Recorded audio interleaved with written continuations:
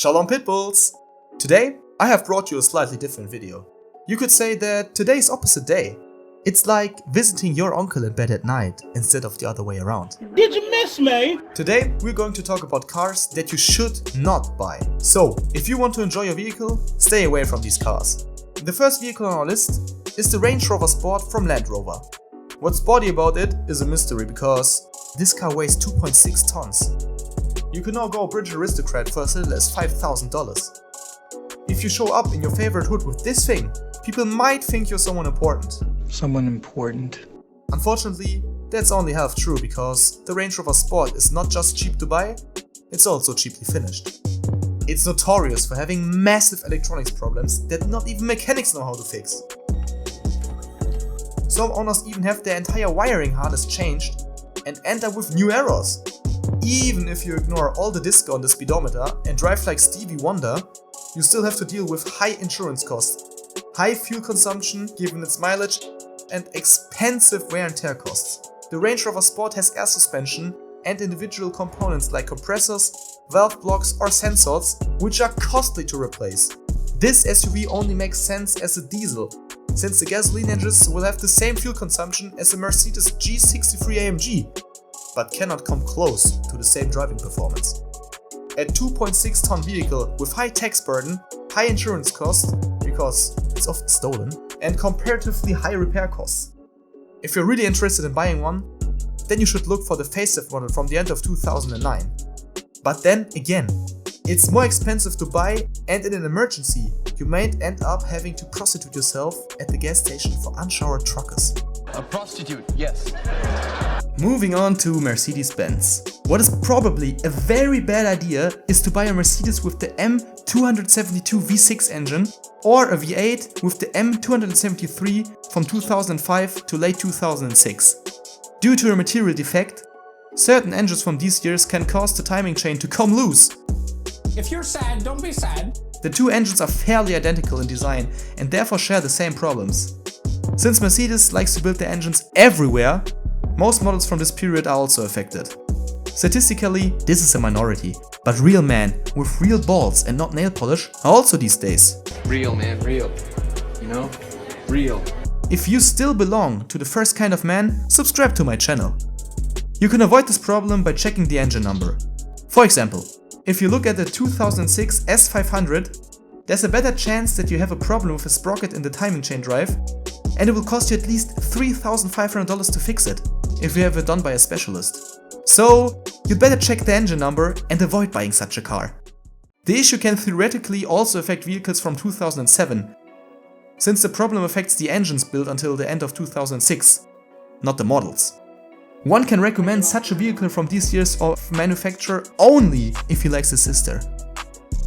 What you really shouldn't do to yourself is a Mercedes CL C215. Of course, it is cool and attracts people whose uterus is connected to the brain. But to maintain it is as smart as the average hillbilly. Since the CL was the first time the ABC suspension was used, which has been very error prone, and as if that's not enough, it's still very expensive to repair. Per strut, you're looking at about $800 worth of materials alone, if you don't go for cheap replicas. What is even more unpleasant is the issue of rust. Although the problem was improved from the facelift on, it was still present under certain circumstances. Since the vehicle is also full of old control units and they did not always want to work back then, special care is also required here. We continue with what should be a solid car, but unfortunately is not. The Audi A5. The 4-cylinder TFSI engines are known to leak oil like diarrhea, like my ex-girlfriend after she was tackled from behind by half the football team. The problem is the EA888. This part can be found, for example, in the A4, A6, Q5, Q7, S3 and in the Golf 5 in the GTI version. This engine has been around since 2008, and over the years VW has changed the engine several times or tried to improve it, which they only succeeded in doing in 2015, the year in which the girlfriend of a 40-year-old redneck was born. Increased oil consumption comes from VW having installed inferior oil wiper rings. But the problem here was the corking of the engine, which ultimately caused the increased oil consumption. Since no one thought to tell them that they would minimize these problems with additives, The consequential damage was a replacement of the oil wiper rings and the pistons, including connecting rods. Since only a simplex timing chain was installed, and the car is supposed to be serviced with long life oil every 30,000 kilometers, it is recommended to replace that as well, since it was running at the limit of its existence at that time.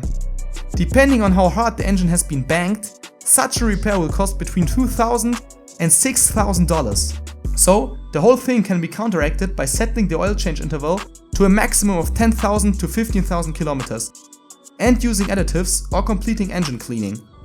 Improved oil scraper rings have probably been installed since 2015. Nevertheless, corking is still an issue and should be treated accordingly.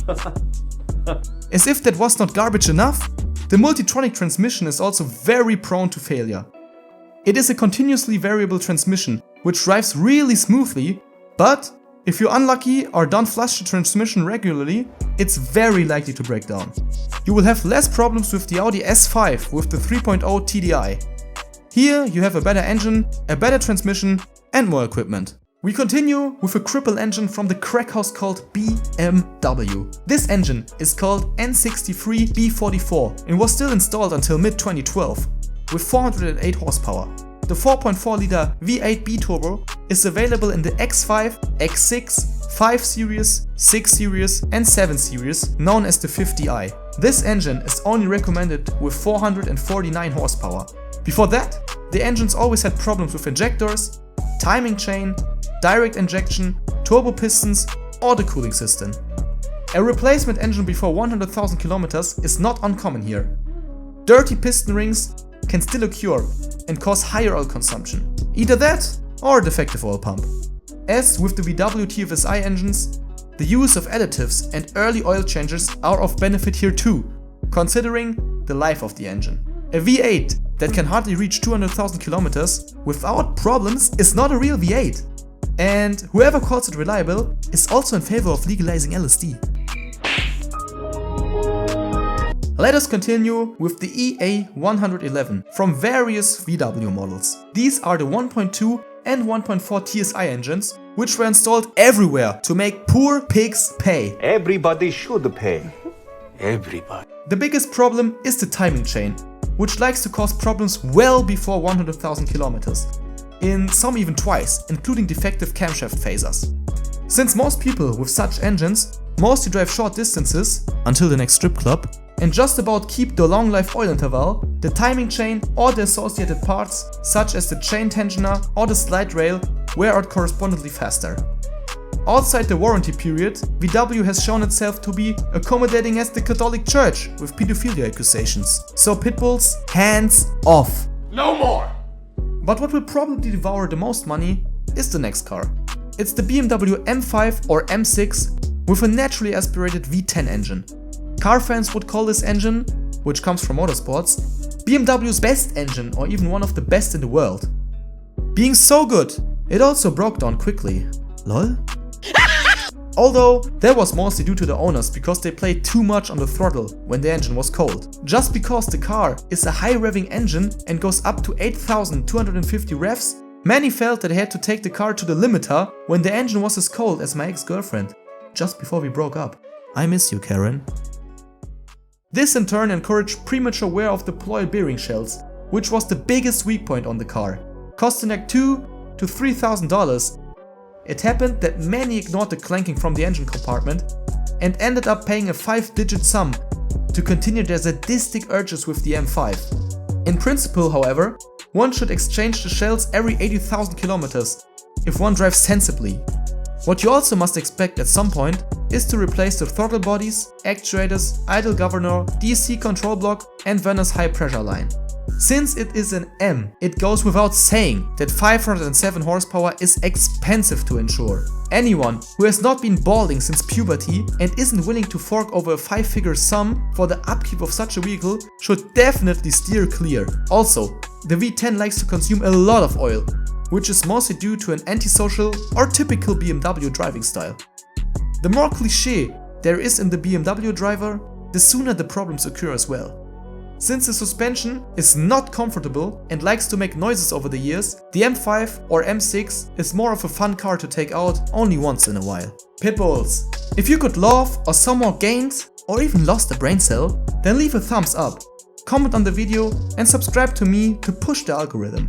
Let me know in the comments what other models are known to cause head cancer and I will do a part 2 tomorrow. See you soon, cheers!